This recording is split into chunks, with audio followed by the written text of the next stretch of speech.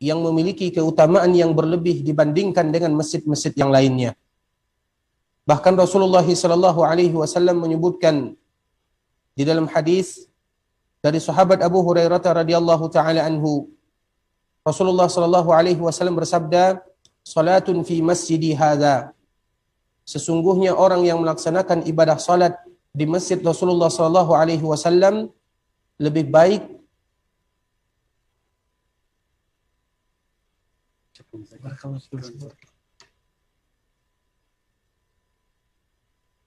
Rasulullah SAW menyebutkan salatun fi masjidi hadza, sesungguhnya mereka yang melaksanakan ibadah salat di masjid Rasulullah SAW lebih baik daripada 1000 kali salat dibandingkan dengan masjid-masjid yang lainnya kecuali Masjidil Haram yang ada di Mekah. Kita mengetahui Rasulullah SAW menyebutkan salatun, yaitu salat. Rasulullah SAW tidak pernah mengkhususkan bahwa itu hanya untuk salat-salat fardu saja. Namun semua salat yang dilakukan seorang muslim ketika mereka berada di masjid Rasulullah SAW akan dilipat gandakan pahalanya dibandingkan atau lebih baik daripada 1000 kali lipat dibandingkan mereka melaksanakan salat di luar masjid Rasulullah SAW. Maknanya apa? Kesempatan yang indah bagi kita bersama ketika kita melaksanakan dan memanfaatkan momen yang terindah ini untuk senantiasa memperbanyak ibadah salat. Salat apa saja? Salat fardu sudah pasti tentu. Begitu juga dengan salat-salat sunat yang lainnya. Alhamdulillah banyak salat sunat yang bisa kita lakukan. Salat sunat fajar sebelum melaksanakan salat subuh. Kemudian salat sunat syuruk ketika kita setelah melaksanakan salat subuh. Kemudian kita menunggu sebentar sampai matahari terbit. Kemudian kita melaksanakan salat 2 rakaat. Belum lagi salat sunat duha. Belum lagi salat sunat rawatib. Belum lagi salat sunat 4 rakaat sebelum zuhur dan setelah zuhur. Belum lagi salat sunat 4 rakaat sebelum asar, belum lagi salat sunat sebelum maghrib, setelah maghrib, begitu juga sebelum isya dan setelah isya. Banyak ibadah yang bisa kita lakukan. Maknanya apa? Untuk mengambil faedah yang disebutkan oleh Rasulullah SAW, mumpung Allah memberikan kepada kita kesempatan untuk hadir dan bisa datang beribadah ke masjid Rasulullah SAW. Bahkan juga ini termasuk ketika kita melaksanakan salat janazah.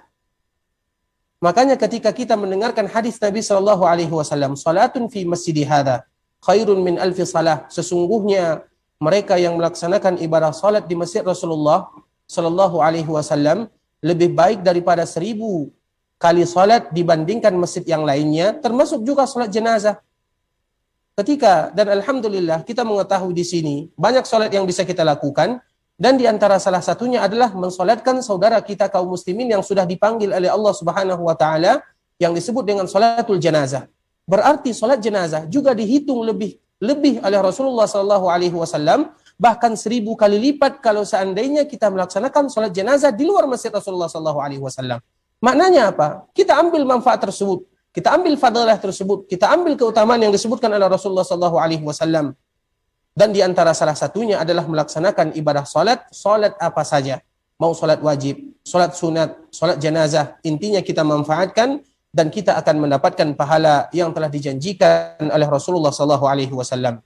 Kemudian juga dari hadis ini, salah satu yang akan memberikan kepada kita motivasi, Rasulullah SAW juga menyebutkan lebih baik daripada 1000. Berarti maknanya bisa tergantung bagaimana kita beribadah kepada Allah Subhanahu wa taala. Bisa jadi Allah memberikan kepada kita 1000 kali lipat.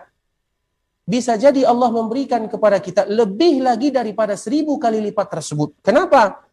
Karena Rasul menyebutkan khairum min alfi salah, yaitu lebih baik daripada 1000. Kalau seandainya lebih baik, berarti bisa 1000, bisa jadi 2000, bisa jadi dalam hitungan yang kita tidak tahu berapa yang diberikan oleh Allah kepada kita. Tergantung bagaimana kita beribadah kepada Allah Subhanahu wa taala. Dan ini kita misalkan dengan firman Allah Subhanahu wa taala di dalam surah Al-Qadar. Bagaimana Allah menyebutkan kemuliaan malam Lailatul Qadar. Khairum min alfi syahrin, yaitu lebih baik daripada 1000 bulan. Allah tidak menyebutkan sama dengan 1000 bulan, tidak. Namun Allah menyebutkan lebih baik. Berarti kalau seandainya lebih baik, bisa jadi 1000 bulan, 2000 bulan, 3000 bulan, tergantung bagaimana kita beribadah kepada Allah Subhanahu wa taala.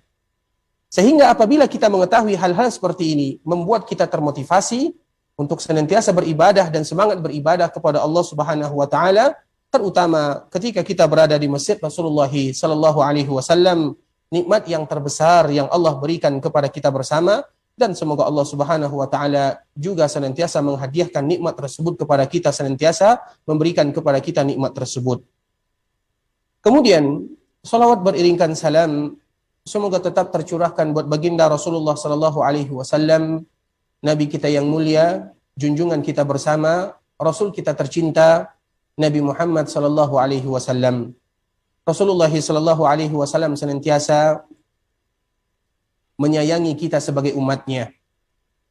Sehingga Rasulullah sallallahu alaihi wasallam pernah menyebutkan kepada sahabatnya ketika Rasulullah sallallahu alaihi wasallam pergi ke perkuburan Baqi' yang sekarang ada di posisi kiri Masjid Nabawi. Ketika Rasulullah sallallahu alaihi wasallam datang ke perkuburan Baqi' tersebut, apa kata Rasulullah sallallahu alaihi wasallam kepada para sahabat yang hadir pada saat itu?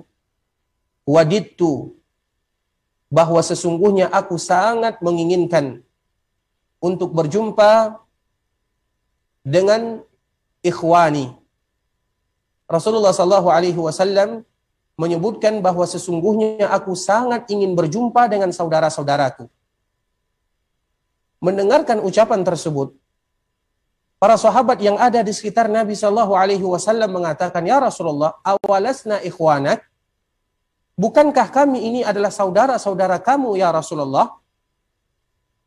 Maka Rasulullah sallallahu alaihi wasallam menyebutkan, "Tidak, antum ashabi. Kalian adalah sahabat-sahabatku. Sedangkan saudaraku adalah mereka yang datang setelahku. Mereka tidak pernah melihat diriku, namun mereka senantiasa beriman dan berpegang teguh kepada sunnahku. Itu adalah saudara-saudara Rasulullah sallallahu alaihi wasallam." Tentunya tidak lain tidak bukan yang dimaksud dengan saudara Nabi sallallahu alaihi wasallam adalah kita sebagai umatnya. Kita yang tidak pernah melihat Nabi sallallahu alaihi wasallam dan Nabi sangat menginginkan untuk berjumpa dengan kita.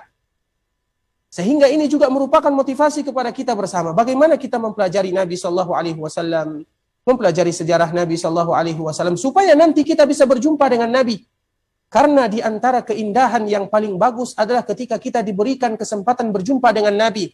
Kita tahu di dunia kita tidak akan berjumpa dengan Nabi sallallahu alaihi wasallam kecuali sebahagian mereka yang melihat Nabi melalui mimpi, dan itu tidak semua orang. Kalau seandainya kita tahu kita tidak berjumpa dengan Nabi di dunia, maka harapan kita adalah bagaimana kita berjumpa dengan Nabi sallallahu alaihi wasallam di dalam surga atau nanti ketika kita dibangkitkan oleh Allah Subhanahu wa taala. Karena Nabi sangat ingin berjumpa dengan umatnya. Tentunya kita lebih cinta dan lebih rindu untuk berjumpa dengan Rasul kita sallallahu alaihi wasallam. Sehingga maka sangat wajarlah bahkan di antara ibadah yang sangat mulia ketika kita senantiasa berselawat kepada baginda tercinta sallallahu alaihi wasallam. Banyak macam selawat yang disebutkan oleh Rasulullah sallallahu alaihi wasallam kepada para sahabatnya. Ada selawat dari jalur Ka'ab bin Ujrah, dari Abdurrahman bin Abi Layla. Sebagaimana juga ada riwayat dari sahabat Abu Sa'id Al-Khudri radhiyallahu taala anhu.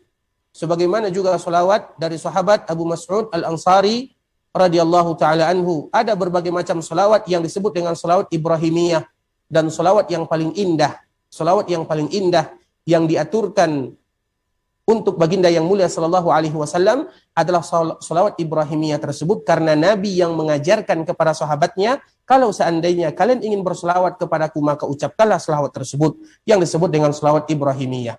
Allahumma salli ala Muhammad wa ala ali Muhammad kama sallaita ala Ibrahim wa ala ali Ibrahim innaka Hamidum Majid. Allahumma barik ala Muhammad wa ala ali Muhammad kama barakta ala Ibrahim wa ala ali Ibrahim innaka Hamidum Majid. Assalamualaikum warahmatullahi wabarakatuh. Alhamdulillah, عبيته وأعطيني الشيخ يأتي وعبيته هذا أعطيته الشيخ أنا أخذ هذا أعطيت من الشيخ شيء واحد جاء مني. طيب شكر الله لك ورحمة الله. Ikhwatal Islam, saudara kaum muslimin, para jemaah rahimani wa rahimakumullah.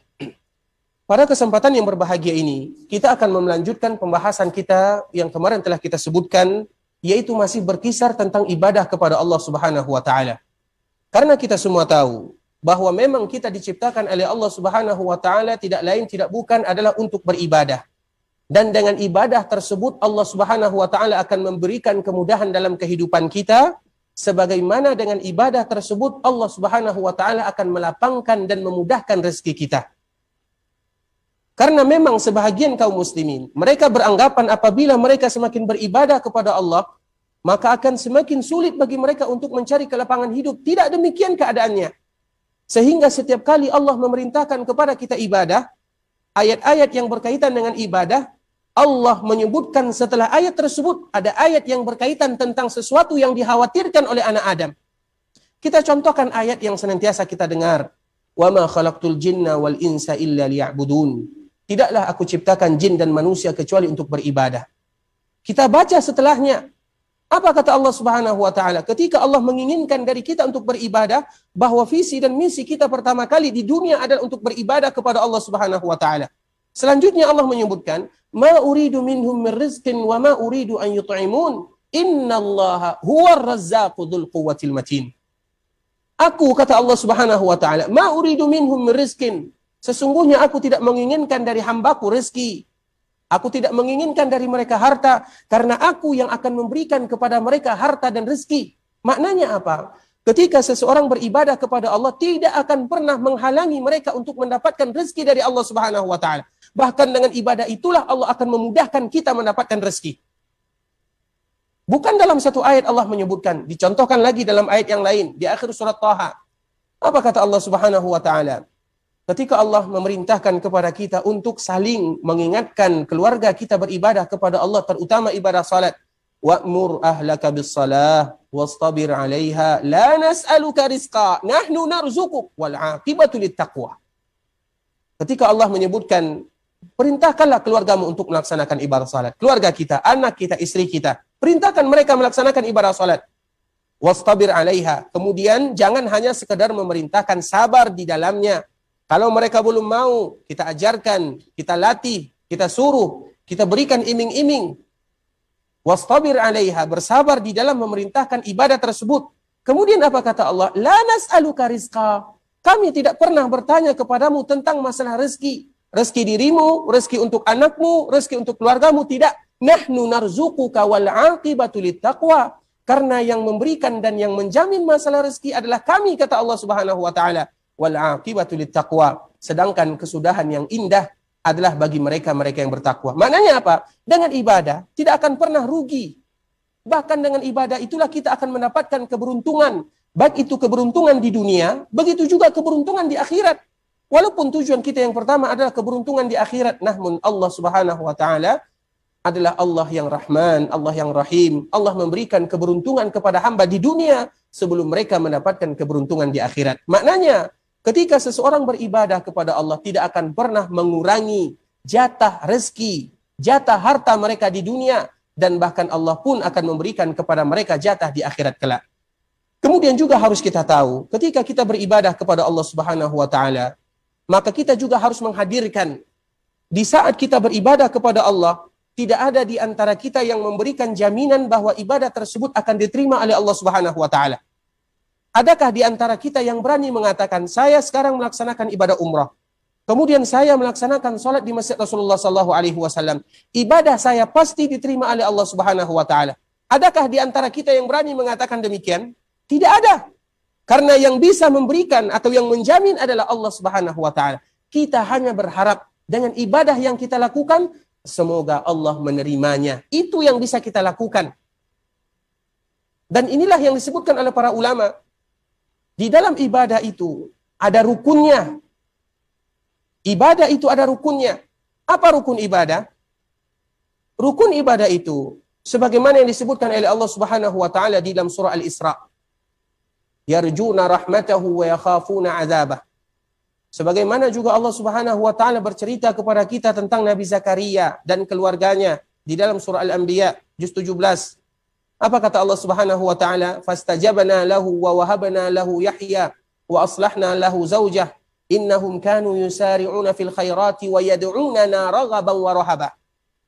Dan ada ayat lagi yang semua kita bisa menghafalnya, yaitu ayat yang ada di dalam surah As-Sajadah. Setelah kita sujud sajadah, ada ayat yang menerangkan di sini bahwa ini adalah bentuk rukun ibadah. Itulah rukun ibadah. Siapa yang hafal? Surat Sajadah setelah kita sujud sajadah atau sujud tilawah.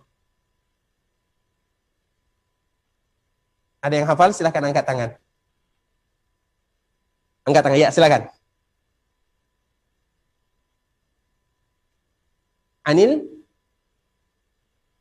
Anil madaji'i. Terus yad'una. Terus sedikit lagi. Masya Allah, artinya. Masya Allah, enggak apa-apa. Masya Allah. Barakallahu fiik, jazakumullahu khairan. Barakallahu fiik. Allah Subhanahu wa taala menyebutkan tatajafa junubuhum 'anil madaji'i yad'una rabbahum khaufan wa tama'a. Dan ini ayat yang semua kita hafal. Insyaallah semua kita hafal. Apa kata Allah Subhanahu wa taala yang menyebutkan di sini rukun ibadah itu ada rukun ibadah yang harus kita bersandar dengan rukun tersebut. Setiap kali kita beribadah kepada Allah kita harus ingat rukunnya apa. Tatajafa junubuhum, lambung mereka jauh dari tempat tidurnya, 'anil madaji'. Maknanya mereka tidak menghabiskan malamnya untuk tidur begitu saja. Yad'una rabbahum. Kemudian apa yang mereka lakukan ketika mereka tidak tidur? Mereka berdoa kepada Allah. Doa itu adalah secara umum nilai ibadah, karena ibadah yang paling mulia, bahkan inti ibadah adalah doa. Bahkan di dalam setiap doa atau di dalam setiap ibadah pasti intinya doa. Makanya Nabi menyebutkan dalam hadis yang diriwayatkan oleh Imam At-Tirmidzi, ad-du'a'u huwal ibadah atau ad-du'a'u mukhul ibadah. Doa itu adalah inti daripada ibadah. Yad'una rabbahum, mereka senantiasa berdoa kepada Allah, beribadah kepada Allah Subhanahu wa taala. Apa syaratnya? Khaufa. Yad'una rabbahum khaufan wa tama'a. Khauf itu artinya karena takut kepada Allah Subhanahu wa taala. Kenapa kita beribadah kepada Allah? Takut akan siksa Allah, takut akan neraka Allah Subhanahu wa taala. Allah yang menyebutkan demikian. Kemudian di samping kita takut kepada Allah, tamak.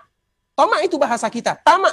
Tamak terhadap apa? Tamak terhadap pahala dari Allah Subhanahu wa taala. Tamak akan surga Allah Subhanahu wa taala. Inilah yang disebutkan oleh para ulama rukun ibadah, yaitu takut kepada Allah, namun di samping itu juga kita harus tamak dan berharap terhadap pahala yang Allah janjikan kepada kita bersama. Setiap kali kita melaksanakan ibadah, terutama misalnya kita berada di Masjid Nabawi, kita membaca Al-Quran, apakah bisa kita memastikan bahwa Al-Quran yang kita baca diterima oleh Allah Subhanahu wa taala? Tidak ada di antara kita yang bisa memastikan.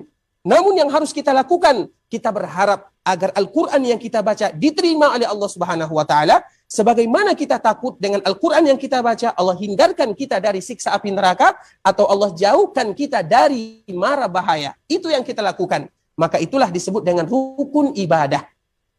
Jadi rukun ibadah disimpulkan oleh para ulama dari ayat-ayat yang tadi telah kita sebutkan. Yang pertama adalah al-khawf, yaitu rasa takut kita. Kita beribadah kepada Allah karena takut akan neraka Allah, takut akan ancaman Allah Subhanahu wa taala. Dan kita beribadah kepada Allah karena tamak terhadap surga Allah, pahala Allah Subhanahu wa taala. Sehingga kenapa kita menyebutkan di sini? Karena tidak semua ibadah yang dilakukan oleh seorang hamba akan diterima oleh Allah Subhanahu wa taala. Sehingga disebutkan di dalam hadis Nabi sallallahu alaihi wasallam dari dua orang sahabat. Yang pertama dari Abdullah bin Mas'ud radhiyallahu taala anhu yang meninggal pada tahun 32 Hijriah, dan yang kedua dari sahabat Abu Hurairah radhiyallahu taala anhu menyebutkan dan menukilkan asar atau dari Nabi sallallahu alaihi wasallam, ada orang yang beribadah salat. Dalam riwayat Ibnu Mas'ud menyebutkan 40 tahun lamanya dia melaksanakan ibadah salat. Dalam riwayat Abu Hurairah menyebutkan 60 tahun lamanya dia melaksanakan ibadah salat. Namun tidak diterima oleh Allah Subhanahu wa taala. Padahal dia salat, tidak diterima oleh Allah Subhanahu wa taala. Maknanya apa? Berarti ada orang yang beribadah namun ibadahnya tidak diterima. Bahkan Allah Subhanahu wa taala menyebutkan di dalam surah Al-Maidah ketika Allah bercerita tentang dua orang anak Nabi Adam alaihi salam. Allah menyebutkan watlu alaihim naba'a bani Adam bil haqq. Dan ini adalah pembahasan yang akan kita sebutkan sesuai dengan kisah dua orang anak Nabi Adam alaihi salam. Apa kata Allah Subhanahu wa taala? Wahai Muhammad, watlu alaihim, kabarkan, bacakan, ceritakan kepada umatmu Tentang apa yang harus diceritakan? Naba abanai Adam. Ceritakan kepada mereka, kepada umatmu tentang dua orang anak Nabi Adam alaihissalam. Siapapun namanya, kita terlepas daripada namanya. Namun intinya adalah kisah ada dua orang anak Nabi Adam alaihissalam. Idh qarraba qurbana. Apa yang mereka lakukan ketika mereka sama-sama beribadah kepada Allah Subhanahu wa taala? Ibadah apa yang mereka kerjakan? Yaitu ibadah berkurban. Ibadah menyembelih ataupun berkurban. Memberikan sesuatu untuk Allah Subhanahu wa taala. Fatuqabbila min ahadihima wa lam yutaqabbal minal akhar. Kemudian yang satunya diterima oleh Allah Subhanahu wa taala. Wa lam yutaqabbal minal akhar. Yang satunya tidak diterima oleh Allah Subhanahu wa taala. Padahal itu adalah anaknya Nabi, anak Nabi Adam alaihi salam. Ketika mereka sama-sama beribadah, sama-sama berkorban, yang satu diterima, yang satu tidak diterima. Begitu juga dengan kita. Ada di antara kita yang beribadah kepada Allah, ada yang diterima, ada yang tidak diterima. Sehingga kita berusaha semaksimal mungkin bagaimana supaya ibadah kita bisa diterima oleh Allah Subhanahu wa taala. Apa kata Allah Subhanahu wa taala? Fatuqabbila min ahadihima wa lam yutaqabbal minal akhar. Yang satu diterima, yang satu tidak diterima. Sehingga yang tadi ibadahnya tidak diterima oleh Allah Subhanahu wa taala, marah kepada saudaranya yang ibadahnya diterima. Ketika dia marah, maka dia membunuh saudaranya, dan ini adalah kemaksiatan yang pertama terjadi di permukaan bumi. Kemudian sebelum dia membunuh saudaranya, apa kata saudaranya ini? Qala innama yataqabbalullahu minal muttaqin. Sesungguhnya Allah hanya menerima ibadah dari mereka-mereka yang bertakwa. Sehingga dari sini muncul lagi. Tadi kita membahas tentang bagaimana rukun ibadah. Kemudian dari ayat ini muncul lagi. Apa pula syarat ibadah tersebut supaya bisa diterima oleh Allah Subhanahu wa taala? Rukun ibadah jelas, yaitu bagaimana kita takut kepada Allah. Di samping itu juga kita berharap kepada Allah Subhanahu wa taala. Sebahagian para ulama menyebutkan menjadi tiga. Al-khawfu, wal-raja'u, wal-mahabbatu. Yaitu takut, berharap, cinta kepada Allah Subhanahu wa taala. Tiga disebut rukun ibadah. Kemudian ini rukun ibadah. Kemudian ada lagi syaratnya. Maka para ulama juga menyebutkan syarat bagaimana supaya ibadah kita diterima oleh Allah Subhanahu wa taala. Karena tentunya kita ingin beribadah, tujuan kita bagaimana diterima oleh Allah Subhanahu wa taala. Maka ada pula syaratnya. Sehingga Abu Ali atau yang lebih dikenal dengan Fudail bin Iyad, Abidul Haramain, yang disebut dengan Abidul Haramain rahimahullahu taala, ketika menafsirkan firman Allah Subhanahu wa taala yang ada di dalam surah Al-Mulk, alladzi khalaqal mauta wal hayata liyabluwakum ayyukum ahsanu amala. Sesungguhnya Allah Subhanahu wa taala menciptakan kalian, ada hidup, ada kematian, ada kehidupan, untuk memberikan ujian siapa di antara kalian yang terbaik. Maknanya apa? Di dalam kehidupan ini Allah memberikan kepada kita ujian. Siapa yang betul-betul menghambakan, mengubudiyah dirinya untuk Allah Subhanahu wa taala, siapa yang tidak. Sehingga ayyukum ahsanu amala. Siapa di antara kalian yang paling bagus amalannya. Dan ini sama dengan yang disebutkan oleh Allah di dalam surah Al-Kahfi. Ayyukum ahsanu amala. Siapa di antara kalian yang paling bagus amalannya. Apa kata Fudail bin Iyad? Ketika dia ditanya, apa makna tafsir firman Allah Subhanahu wa taala tersebut? Maka dia menyebutkan aswabuha, akhlasuha, wa aswabuha. Akhlasuha, wa aswabuha. Yaitu ibadah yang diterima oleh Allah Subhanahu wa taala. Yang pertama adalah mereka yang paling ikhlas, dan yang kedua adalah mereka yang paling benar di dalam beribadah kepada Allah Subhanahu wa taala. Kemudian ada di antara para ulama menyebutkan bahwa syarat diterima ibadah itu ada tiga. Ada yang menyebutkan dua, ada yang menyebutkan tiga. Namun tidaklah bertentangan antara satu dengan yang lainnya. Syarat ibadah atau bagaimana supaya ibadah kita bisa diterima oleh Allah Subhanahu wa taala, yang pertama adalah Islam itu sendiri. Yaitu ketika kita berada di dalam agama Islam, sehingga Islam ketika kita mengucapkan la ilaha illallah Muhammadur Rasulullah, itu syarat mutlak bahwa ibadah bisa diterima oleh Allah Subhanahu wa taala. Kalau mereka yang belum mengucapkan kalimat tauhid, belum mereka masuk ke dalam agama Islam, berarti mereka lupa akan inti daripada tujuan mereka dihidupkan oleh Allah Subhanahu wa taala. Kemudian yang kedua, syarat ibadah diterima oleh Allah adalah mereka yang paling ikhlas. Ikhlas itu makna daripada kalimat la ilaha illallah. Karena la ilaha illallah itu arti daripada keikhlasan. Wa ma umiru illa liya'budullaha mukhlishina lahuddin. Mereka tidak pernah diperintah oleh Allah kecuali betul-betul mengikhlaskan ibadah kepada Allah. Dan yang ketiga, yang juga tidak kalah pentingnya adalah aswabuha, mereka yang paling benar. Apa makna yang paling benar? Disebutkan oleh Fudail bin Iyad rahimahullahu taala yang meninggal pada tahun 178 atau 187 Hijriah, makana ala sunnah, yaitu mereka yang sesuai dengan sunnah Nabi sallallahu alaihi wasallam. Bagaimana pula kita tahu dan bagaimana pula kita bisa tahu tentang sunnah Nabi? Itulah gunanya kita belajar agama Allah Subhanahu wa taala. Ketika kita salat, kita harus tahu bagaimana Nabi salat. Ketika Nabi puasa, ketika kita hendak puasa, kita harus belajar bagaimana sih Nabi itu berpuasa. Ketika Nabi melaksanakan atau membayarkan zakat, bagaimana Nabi berzakat? Ketika Nabi berkurban, kita harus tahu bagaimana Nabi berkurban. Ketika Nabi umrah, karena Nabi umrah selama dalam kehidupannya 4 kali, kita harus tahu bagaimana Nabi itu umrah. Ketika Nabi melaksanakan haji, atau ketika kita hendak melaksanakan haji, kita juga harus tahu bagaimana Nabi itu haji. Supaya apa? Supaya kita sesuai dengan apa yang diajarkan Nabi Shallallahu Alaihi Wasallam. Karena agama ini sudah sempurna, tidak ada tambahan sebagaimana juga tidak ada pengurangan. Sehingga Fudail bin Iyad rahimahullah menyebutkan, makana ala sunnah, sesuatu yang cocok dengan sunnah Nabi Shallallahu Alaihi Wasallam, itulah yang paling benar. Karena kita, alhamdulillah, umat Rasulullah Shallallahu Alaihi Wasallam ini hanya sekedar mendikte saja, yaitu menciplak saja. Kita hanya sekedar meniru saja, tanpa kita harus melakukan modifikasi, tanpa kita harus menambah atau mengurangi. Tidak, kita hanya mencontoh saja. Karena Nabi dalam perkara agama sudah diajarkan, dan itulah yang disebutkan oleh Fudail bin Iyad rahimahullah, akhlasuhu wa aswabuhu, mereka yang paling ikhlas, yaitu untuk Allah ibadahnya. Dan yang kedua adalah mereka yang paling benar, yaitu makana ala sunnah, yang sesuai dengan sunnah Rasulullah sallallahu alaihi wasallam. Dan ibadah yang tidak kalah penting, yang senantiasa dilakukan oleh seorang hamba adalah ibadah kurban. Kurban itu, kalau bahasa kitanya lebih identik dengan menyembelih. Namun kurban itu bermakna atau dengan makna yang secara umum, bermakna atau makna yang masih luas sifatnya. Berkurban, apa saja kita kurbankan untuk Allah Subhanahu wa taala. Namun makna sempit daripada kurban tersebut adalah menyembelih. Dan kita tahu menyembelih itu, yang pertama dalam berkurban hari raya, Idul Adha, Udhiyah. Yang kedua, ketika seseorang diberikan rezeki anak oleh Allah Subhanahu wa taala sehingga disebut dengan akikah.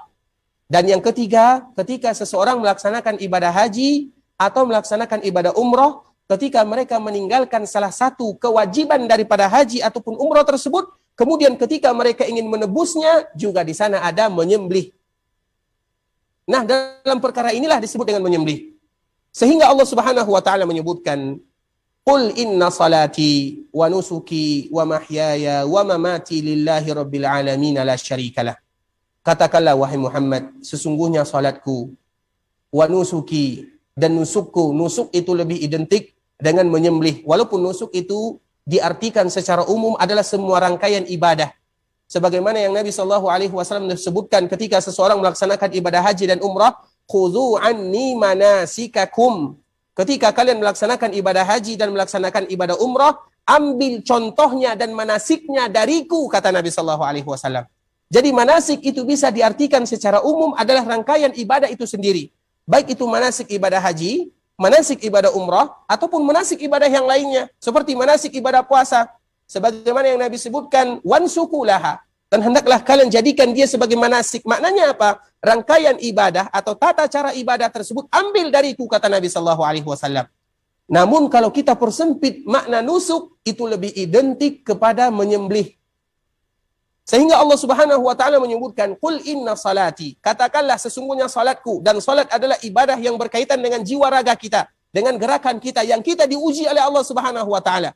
5 kali sehari semalam kita diperintahkan oleh Allah untuk melaksanakan salat fardu berjamaah bersama kaum muslimin, yang mana tidak semuanya bisa melakukannya, dan itu merupakan ujian dari Allah, dan semoga Allah memberikan kemudahan kepada kita untuk bisa senantiasa melaksanakannya. Kemudian wanusuki, nusukku, baik nusuk dalam rangka semua ibadah atau secara khusus nusuk di dalam masalah menyembelih. Wa mahyaya wa mamati, hidup dan matiku lillahi rabbil alamin, semuanya hanya kita peruntukkan bagi Allah Subhanahu wa taala, la syarikalah, tidak ada satupun yang bersyarikat dengan Allah Subhanahu wa taala. Syarikat itu artinya tidak boleh kita untukkan kepada selain Allah Subhanahu wa taala sedikit pun. La syarikalah, tidak boleh kita syarikatkan Tidak boleh kita gabungkan antara Allah dengan yang lainnya, hanya betul-betul untuk Allah Subhanahu wa taala. Kemudian di dalam ayat Allah Subhanahu wa taala yang lainnya, yaitu di dalam ayat yang paling singkat, inna a'tainakal kautsar fasalli li rabbika wanhar. Allah Subhanahu wa taala menyebutkan inna a'tainakal kautsar. Wahai Muhammad, kami memberikan kepadamu Kautsar. Kautsar itu adalah salah satu nama sungai yang ada di dalam surga. Dan ini dikhususkan untuk Rasulullah sallallahu alaihi wasallam, hadiah yang terindah. Kita mengetahui untuk membayangkan betapa besar keindahan atau betapa indah Kautsar tersebut. Kita mengetahui pertama kali kita dibangkitkan, maka Nabi sudah menunggu kita di telaganya yang disebut dengan haud. Nabi sallallahu alaihi wasallam menyebutkan ana faratukum alal haud. Aku tunggu kalian wahai umatku di telaga.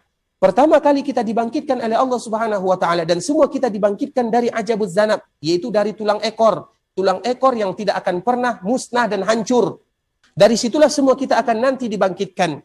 Kemudian ketika kita dibangkitkan, maka yang pertama kali kita rasakan adalah kehausan. Ketika kita merasakan kehausan, maka ternyata Nabi sudah menunggu kita di telaganya. Sehingga disebut dengan haud.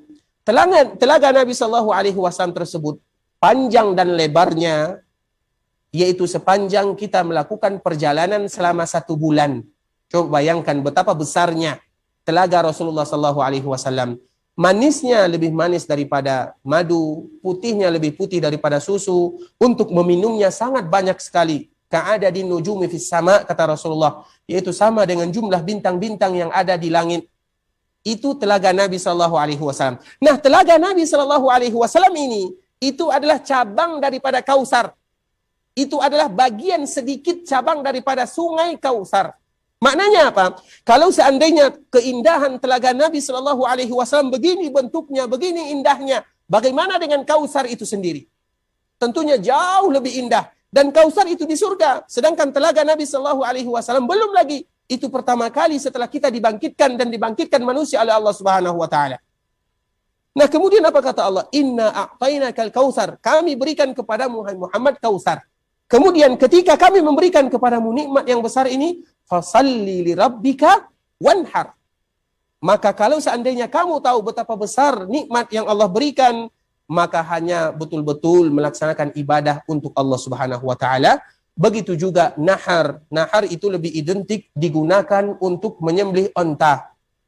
Karena menyembelih onta atau menahar onta berbeda dengan menahar kerbau atau menyembelih kambing dan yang lainnya. Karena nahar itu adalah istilah yang dipakai oleh orang Arab ketika menyembelih unta yang ditusuk dari bawahnya, tidak disembelih seperti biasa. Sehingga disebut dengan kalimat nahar. Namun maknanya sama. Tujuannya adalah berkorban untuk Allah Subhanahu wa taala.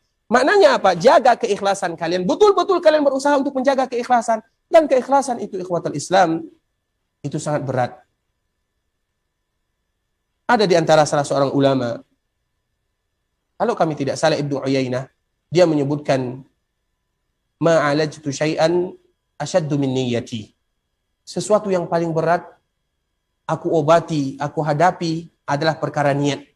Karena niat itu sangat berat. Terutama ketika kita beribadah kepada Allah Subhanahu wa taala. Kadang ada saja yang membuat kita itu tidak ikhlas kepada Allah Subhanahu wa taala. Dan fitnah yang paling besar itu ketika kita berada di masjid Rasulullah sallallahu alaihi wasallam. Bagaimana supaya kita berusaha menjaga niat kita semaksimal mungkin untuk Allah. Apabila ada hal-hal yang ingin menghalangi kita, kita kembalikan lagi kepada Allah Subhanahu wa taala. Itulah maknanya fasalli li rabbika, yaitu hanya semata-mata untuk Allah dan juga bernahar untuk Allah Subhanahu wa taala. Kemudian kita akan bacakan 2 hadis Rasulullah sallallahu alaihi wasallam. Yang pertama adalah hadis Ali bin Abi Thalib radhiyallahu taala anhu qala haddatsani Rasulullah sallallahu alaihi wasallam bi arba'i kalimat. Ali bin Abi Thalib, menantu Rasulullah sallallahu alaihi wasallam, sekaligus sepupu Nabi sallallahu alaihi wasallam, sekaligus khalifah Rasulullah sallallahu alaihi wasallam, sekaligus orang yang dijamin masuk surga oleh Rasulullah sallallahu alaihi wasallam, dia menyebutkan haddatsani Rasulullah sallallahu alaihi wasallam. Rasulullah sallallahu alaihi wasallam pernah menyebutkan kepada diriku. Di dalam riwayat yang lain, hadis ini adalah hadis yang disampaikan oleh Nabi kepada Ali radhiyallahu taala anhu di akhir kehidupan Nabi sallallahu alaihi wasallam ketika Nabi tidak bisa lagi keluar dari rumahnya. Jadi maknanya hadis ini merupakan hadis yang terakhir. Atau di antara hadis yang terakhir yang disampaikan oleh Nabi kepada Ali, yang mana Ali menyampaikan kepada kita bersama. Apa kata Rasulullah sallallahu alaihi wasallam? La'anallahu man dzabaha li ghairillah. Sesungguhnya Allah melaknat. Kita tahu di dalam ayat-ayat Al-Quran dan hadis-hadis Nabi sallallahu alaihi wasallam banyak kalimat-kalimat la'anah. Allah melaknat, Nabi melaknat. Bukan berarti Allah dan Nabinya tukang laknat, tidak. Namun menunjukkan betapa besar kemaksiatan, kemungkaran yang dilakukan dalam perkara-perkara seperti ini. Karena apabila ada kalimat-kalimat laknat di dalam Al-Quran ataupun hadis Nabi, ketahuilah bahwa itu adalah dosa besar. Apa kata Rasulullah SAW? La'anallahu man dzabaha li ghairillah. Allah melaknat mereka yang menyembelih untuk selain Allah Subhanahu wa taala.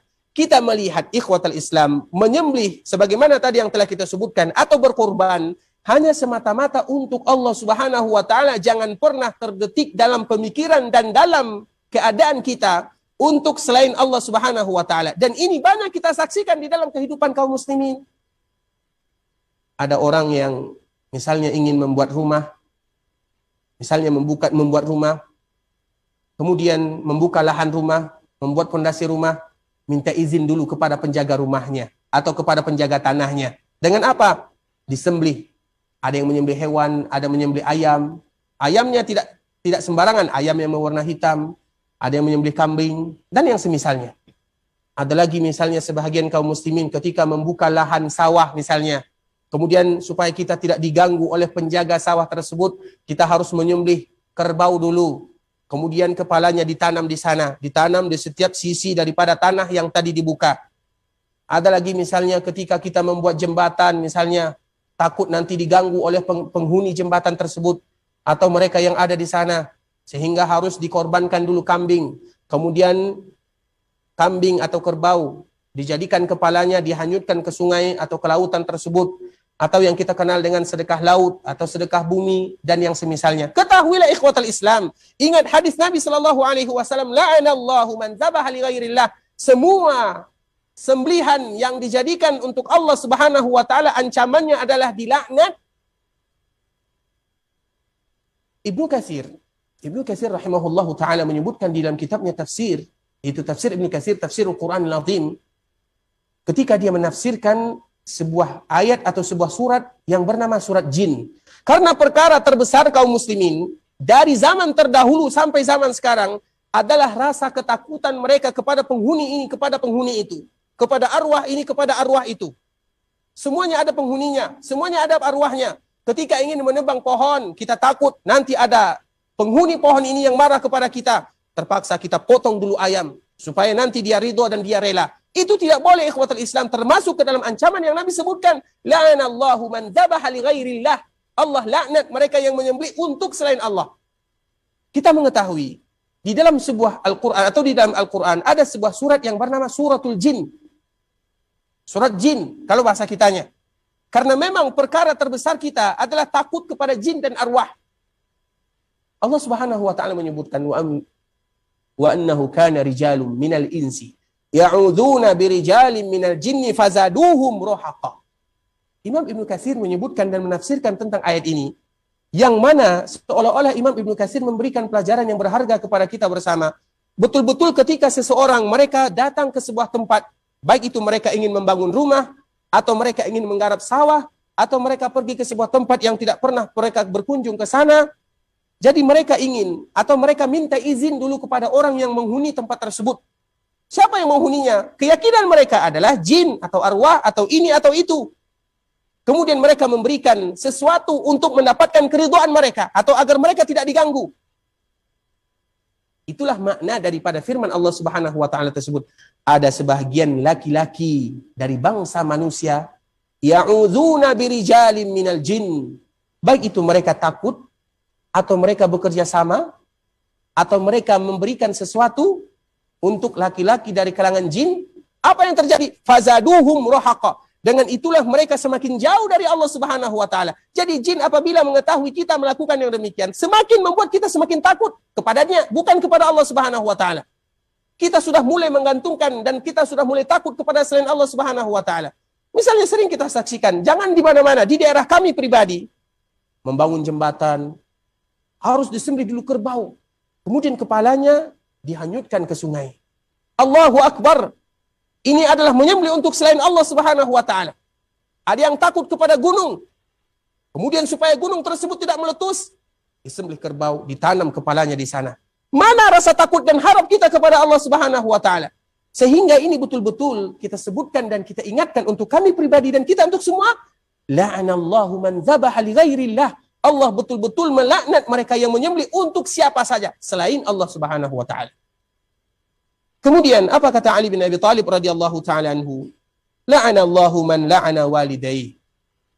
Dan juga Allah Subhanahu wa taala melaknat bagi mereka yang melaknat orang tuanya. Baik melaknat orang tuanya secara langsung atau yang melaknat orang tuanya secara tidak langsung. Bagaimana pula bentuknya melaknat orang tua secara langsung? Bisa jadi ada orang yang durhaka kepada orang tuanya, na'udzubillah, kemudian melaknat orang tuanya. Ada lagi orang yang melaknat orang tuanya secara tidak langsung. Bagaimana pula bentuknya? Yaitu ketika dia mencela orang tua orang lain. Misalnya dia bertengkar dengan saudaranya seiman, seakidah. Kemudian yang ini mencela orang tua ini. Otomatis yang ini pasti membalas celaannya. Nah, itu termasuk ke dalam melaknat orang tua secara tidak langsung. Jadi hadis Nabi sallallahu alaihi wasallam, la'anallahu man la'ana walidayhi, yaitu Allah melaknat bagi mereka yang melaknat orang tuanya baik secara langsung ataupun yang secara tidak langsung. Kemudian apa lagi kata Rasulullah sallallahu alaihi wasallam? La'anallahu man awa muhditsa. Allah melaknat bagi mereka yang menaungi, yang melakukan ihdas. Ihdas itu insyaallah nanti akan kita jelaskan di waktunya dan di pembahasannya, yaitu mereka yang melakukan perkara-perkara yang bid'ah atau muhdas, perkara yang tidak pernah diajarkan oleh Nabi sallallahu alaihi wasallam. Dan perkara ihdas atau perkara bid'ah itu banyak macamnya. Ada yang berkaitan dengan keyakinan dan itu yang paling parah. Yang paling parah itu adalah sesuatu yang berkaitan dengan i'tiqad, yang berkaitan dengan keyakinan. Seperti misalnya keyakinan orang-orang Syiah, keyakinan orang-orang Khawarij, keyakinan orang-orang Jahmiyah, dan yang semisalnya. Itu berkaitan dengan i'tiqad, keyakinan. La'anallahu man awa muhditsa. Allah melaknat mereka yang menaungi, yang membantu orang-orang yang melakukan ihdas. Kemudian la'anallahu man ghayyara manaral ard. Dan juga Allah melaknat mereka-mereka yang merubah batas tanah. Terutama ketika kita yang memiliki tanah yang banyak, jangan pernah kita rubah. Karena bagi kita yang merubahnya walaupun satu jengkal, maka ada ancamannya sebagaimana yang disebutkan oleh Rasulullah sallallahu alaihi wasallam dalam hadis yang lainnya. Man qatata'a shibran minal ardi. Barang siapa yang mengambil satu jengkal tanah yang mana itu bukan miliknya, nanti di hari kiamat Allah akan memerintahkan kepada tanah tersebut atau Allah memerintahkan kepada dirinya, silakan ambil satu jengkal yang tadi kamu ambil, yang mana itu bukan hakmu, pikulkan, silakan kamu memikulnya, ambil tanah tersebut. Dan kita tahu bumi ini 7 lapis. Berarti 7 lapis tanah akan kita pikul bagi mereka yang merubah tanda atau batas tanah antara dia dengan saudaranya. Dan hadis ini ikhwatul Islam merupakan hadis yang diriwayatkan oleh Imam Muslim. Kemudian hadis yang terakhir yaitu hadis Tariq Ibnu Shihab anna Rasulullah sallallahu alaihi wasallam qala dakhala al-jannata rajulun fi dzubab. Dan ini adalah cerita tentang orang-orang terdahulu. Dari Tariq Ibnu Shihab. Tariq Ibnu Shihab ini, para ulama mereka berbeda. Siapa dia sebenarnya? Apakah dia sahabat ataukah dia seorang tabi'in? Atau apakah dia sahabat namun pernah meriwayatkan dari Nabi atau tidak pernah meriwayatkan dari Nabi? Jadi yang menjadi permasalahan di dalam hadis ini adalah tentang Tariq Ibnu Shihab. Siapa dia sebenarnya? Namun bagaimanapun, hadis ini merupakan hadis yang benar datang dari Nabi Shallallahu Alaihi Wasallam karena Tariq Ibnu Shihab dalam perkataan yang paling kuat dia adalah seorang sahabat Nabi Shallallahu Alaihi Wasallam yang pernah melihat Nabi walaupun sekejap. Makanya kemarin telah kita jelaskan sahabat itu adalah mereka yang pernah melihat Nabi walaupun sesaat, walaupun sekali dia melihatnya. Kemudian dia beriman kepada Nabi, kemudian dia wafat dalam keadaan beriman, maka dia sudah disebut dengan sahabat. Dan di antara salah satunya adalah Tariq Ibnu Shihab. Dia langsung menukilkan dari Nabi Shallallahu Alaihi Wasallam. Apa kata Rasulullah? Dakhalal jannata rajulun fi dzubab. Rasul bercerita kepada kita tentang orang-orang terdahulu. Ada di antara orang terdahulu seorang laki-laki, dia masuk surga karena seekor lalat. Wa dakhalan nara rajulun fi dzubab. Sebagaimana ada lagi seorang laki-laki yang masuk ke dalam neraka gara-gara zubab, yaitu gara-gara seekor lalat. Lalat yang sangat kecil. yang mungkin kita tidak akan menghiraukan lalat tersebut. Namun gara-gara lalat ini ada seseorang yang masuk surga, sebagaimana juga ada seseorang yang masuk ke dalam neraka gara-gara lalat juga.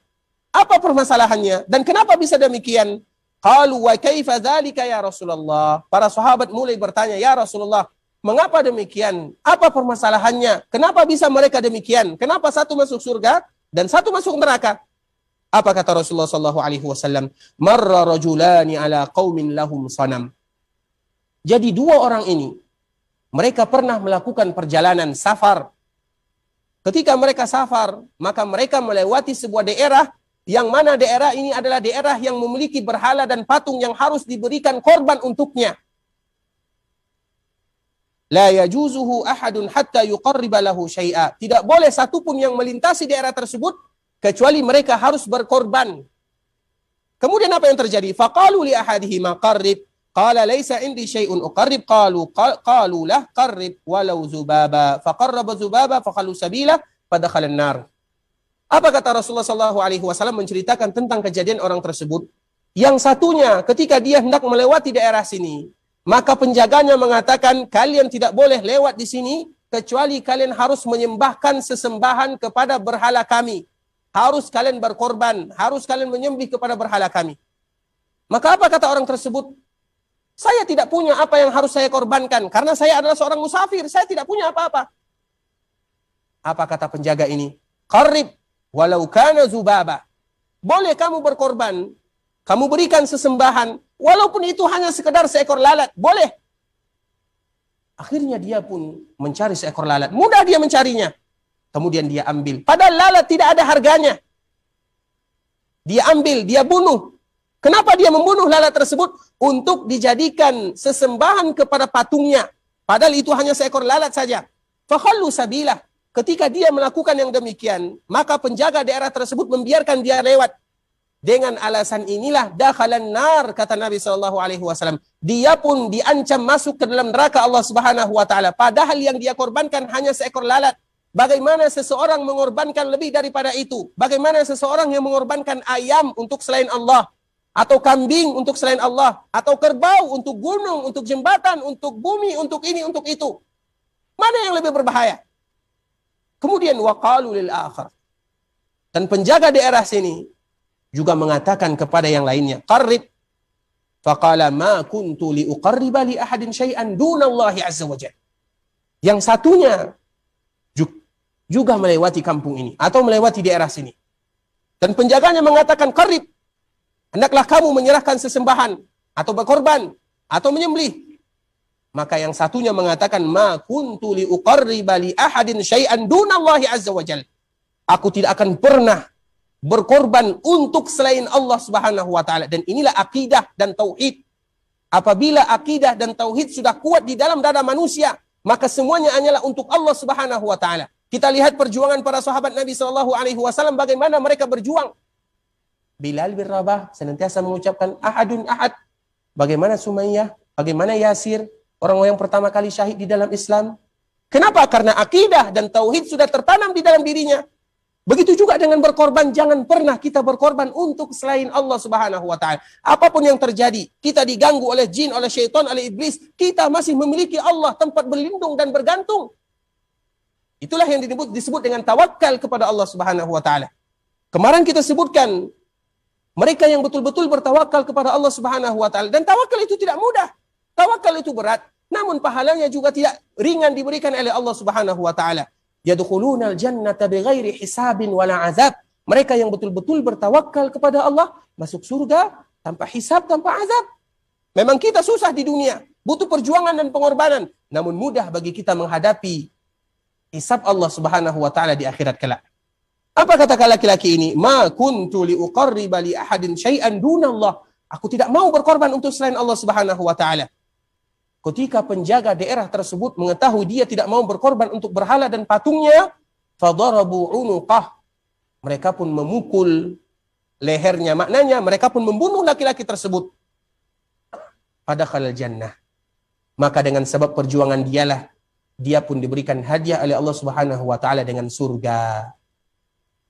Disebutkan oleh para ulama ikhwatul Islam, kita mengetahui walaupun ini adalah kejadian untuk orang-orang sebelum kita. Karena tentunya syariat orang-orang sebelum kita tidak sama dengan syariat Islam atau syariat umat Rasulullah SAW. Karena umat sebelum umat Rasulullah dengan umat Rasulullah SAW berbeda. Karena syariat yang dibawa oleh Rasulullah SAW adalah syariat lit-taisir wa laysa lit-ta'sir. Inna ad-dina yusrun, kata Rasulullah SAW sebagaimana yang diriwayatkan dalam Sahih Bukhari. Inna ad-dina yusrun, sesungguhnya agama ini mudah. Tentunya kita tidak sama dengan orang-orang terdahulu. Namun ini adalah kejadian yang disebutkan oleh Allah Subhanahu wa taala atau oleh Rasulullah SAW tentang orang-orang terdahulu, bagaimana mereka berkorban untuk selain Allah dan berkorban untuk Allah Subhanahu wa taala dengan sesuatu yang paling ringan atau paling dihinakan dalam kehidupan dunia. Sedangkan di dalam umat Islam tentunya kalau seandainya mereka dihadapkan dengan perkara yang sama, ada namanya ikrah. Ikrah itu ketika mereka dipaksa. Dan ini sebagaimana yang terjadi kepada sahabat Nabi sallallahu alaihi wasallam, dan Allah Subhanahu wa taala menurunkan ayat secara khusus yang ada di akhir-akhir surah An-Nahl. Bagaimana Allah Subhanahu wa taala menyebutkan bagi mereka kalau seandainya mereka dipaksa. Wa qalbuhu mutmainnun bil iman, sedangkan hati mereka tetap berada di dalam keimanan. Dan itu merupakan di antara kemudahan untuk umat Rasulullah SAW. Maknanya apa? Kalau seandainya ada sebahagian kaum muslimin, mereka diberikan pilihan. Misalnya mereka melakukan safar. Kamu kalau seandainya melewati daerah sini harus berkorban untuk selain Allah. Kemudian kalau seandainya kita tidak berkorban untuk selain Allah pada saat itu, maka kita dibunuh, maka boleh bagi kita. Itu disebut dengan darurat. Dan itu khusus untuk umat Rasulullah SAW. Makanya kita senantiasa bersyukur kepada Allah Subhanahu wa taala. Umat Rasulullah memiliki kemudahan yang sangat banyak. Umat ini memiliki kemudahan yang sangat banyak dan Nabi tidak pernah menginginkan kesusahan dari kita. Kalau seandainya kita bandingkan dengan umat-umat sebelumnya, sehingga kita senantiasa bersyukur kepada Allah, dan yang mudah itu jangan kita tambah mudah-mudah lagi. Karena sesuatu yang mudah, jangan kita mencari kemudah-mudahan. Betul agama kita ini mudah, namun bukan berarti kita harus bermudah-mudahan di sana. Namun kalau seandainya dibandingkan dengan umat-umat sebelumnya, maka umat kita adalah umat yang disebutkan oleh Rasulullah SAW, umat yang diberikan kemudahan, bahkan agama kita ini adalah agama yusrun. Inna dina yusrun, sesungguhnya agama ini adalah agama yang mudah. Oleh karenanya pelajaran yang sangat berharga pada kesempatan yang berbahagia ini ikhwatul Islam, yaitu masih berkaitan dengan akidah. Bagaimana kita berusaha bertawakal kepada Allah, takut hanya kepada Allah, meminta hanya kepada Allah. Memang mudah bagi kita mengatakan, namun mengaplikasikan dalam kehidupan sehari-hari sangatlah berat. Terutama kita berhadapan dengan masyarakat kita. Ketika kita sudah melihat tradisi yang betul-betul sudah melakukan tradisi demikian. Ada orang yang memberikan sesajen untuk selain Allah Subhanahu wa taala, berkorban untuk selain Allah Subhanahu wa taala. Ketahuilah semuanya mendapatkan ancaman dari Rasulullah sallallahu alaihi wasallam, dan semoga Allah Subhanahu wa taala menjaga kita dan senantiasa memberikan kemudahan kepada kita untuk senantiasa istiqamah di dalam agama Allah Subhanahu wa taala, karena harapan kita yang paling tinggi tidak lain tidak bukan adalah istiqamah. Dan kita harus tahu ikhwatul Islam, mereka yang ikhlas beribadah, dan ikhlas itu adalah makna daripada la ilaha illallah. Mereka yang ikhlas beribadah dan betul-betul mengikhlaskan semua ibadah hanya untuk Allah Subhanahu wa taala, maka Allah akan memberikan kepada mereka hadiah istiqamah. Istiqamah itu adalah mereka yang tetap senantiasa berada di dalam agama Allah, tidak mau ke kiri ataupun ke kanan, tidak melihat manusia melakukan ini, melakukan itu. Namun mereka tetap berada di dalam agama Allah, dan istiqamah itu adalah sesuatu yang sangat berat. Bahkan ayat yang sangat berat yang membuat Nabi kita beruban adalah ayat istiqamah. Kita tahu Nabi SAW tidak ada ubannya. Nabi SAW tidak ada ubannya. Kemudian ketika turun ayat ini, maka Nabi tumbuh ubannya. Coba bayangkan saking beratnya ayat ini. Apa ayat tersebut? Ayat Hud wa akhawatuha, yaitu ayat Hud dan saudara-saudaranya. Ayat kiamat, ayat duha. Apa intinya atau apa isi ayat tersebut? Fastaqim kama umirta. Hendaklah kamu istiqamah. Jadi istiqamah itu berat. Nabi saja langsung tumbuh ubannya gara-gara ayat ini. Tentunya kita lebih berat untuk beristiqamah. Namun mereka yang ikhlas, mereka yang betul-betul ikhlas karena Allah, Allah akan berikan kepada mereka istiqamah. Dan mereka yang istiqamah akan Allah hadiahkan untuknya husnul khatimah, dan semoga kita bersama mendapatkan husnul khatimah.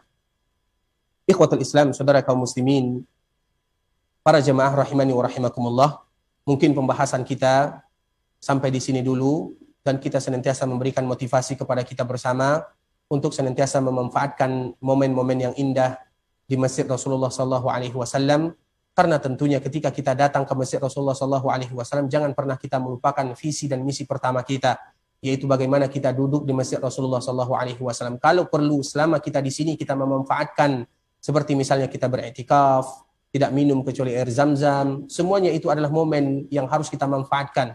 Sedangkan masalah yang sampingan atau masalah yang menggiurkan kita tinggalkan dulu sementara. Ya seperti misalnya di luar banyak tawaran pasar, banyak barang yang harus dibeli, harus dicari. Kita tinggalkan untuk sementara. Karena tujuan kita, visi dan misi kita pertama adalah untuk beribadah kepada Allah Subhanahu wa taala selama kita berada di Masjid Rasulullah sallallahu alaihi wasallam, dan waktu kita sangat singkat dan kita tidak tahu kapan lagi Allah Subhanahu wa taala mengundang kita dan kita kembali bisa datang ke Masjid Rasulullah sallallahu alaihi wasallam, sehingga kita senantiasa mengulang memanfaatkan momen-momen terindah ini untuk beribadah kepada Allah Subhanahu wa taala, terutama berada di Masjid Rasulullah sallallahu alaihi wasallam. Kalau bisa kita beriktikaf di Masjid Rasulullah sallallahu alaihi wasallam, kalau bisa kita melakukan semua bentuk ibadah kepada Allah Subhanahu wa taala. Bahkan Imam Malik rahimahullahu taala menyebutkan khusus bagi mereka-mereka yang zawar atau khusus bagi mereka-mereka yang jauh dari kota Madinah, dianjurkan bagi mereka untuk memperbanyak salat di Masjid Rasulullah sallallahu alaihi wasallam. Kita mengetahui salat sunat hukumnya asalnya adalah dilakukan di rumah. Nabi sallallahu alaihi wasallam jarang melaksanakan salat sunat di Masjid Nabawi. Kalau salat sunat.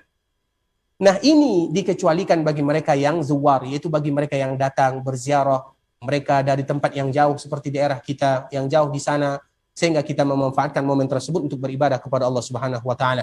Kita senantiasa bermohon kepada Allah Subhanahu wa taala agar Allah Subhanahu wa taala ampunkan dosa kita bersama, mudahkan urusan kita, Allah menjaga kita di dunia dan di akhirat. Allahumma ighfir lana dzunubana wa liwalidina warhamhuma kama rabbawna shighara. Allahumma inna nas'aluka al-'afwa wal 'afiyata fid dunya wal akhirah. Allahumma inna nas'aluka al-'afwa wal 'afiyata fid dunya wal akhirah. Allahumma inna nas'aluka bi asma'ikal husna wa sifatikal 'ula. Ya Hayyu Ya Qayyum birahmatika nastaghits aslih lana sya'nana kullah wa la takilna ila anfusana tarfata 'ain. Allahumma inna nas'aluka al-jannah wa ma qarraba ilaiha min qawlin wa 'amal wa na'udzu bika minan nar wa ma qarraba ilaiha min qawlin wa 'amal. Allahumma inna nas'aluka al-jannah wa ma qarraba ilaiha min qawlin wa 'amal wa na'udzu bika minan nar wa ma qarraba ilaiha min qawlin wa 'amal. Allahumma inna nas'aluka al-jannah wa ma qarraba ilaiha min qawlin wa 'amal wa na'udzu bika minan nar wa ma qarraba ilaiha min qawlin wa 'amal. ربنا لا تزغ قلوبنا بعد إذ هديتنا وهب لنا من لدنك رحمة إنك أنت الوهاب. اللهم أعنا على ذكرك وشكرك وحسن عبادتك. ربنا ظلمنا أنفسنا وإن لم تغفر لنا وترحمنا لنكونن من الخاسرين. ربنا آتنا في الدنيا حسنة وفي الآخرة حسنة وقنا عذاب النار. إخوة الإسلام, kita tutup dengan membaca doa kafaratul majlis. Subhanakallahumma bihamdika asyhadu an la ilaha illa anta astaghfiruka wa atubu ilaik. Wassallallahu wasallim ala nabiyina Muhammadin wa ala alihi wasahbihi wasallam tasliman katsira. Dan kita senantiasa mengingatkan kita semua untuk senantiasa menjaga protokol kesehatan sebagaimana yang dianjurkan oleh pengurus Masjid Rasulullah sallallahu alaihi wasallam. Assalamualaikum warahmatullahi wabarakatuh.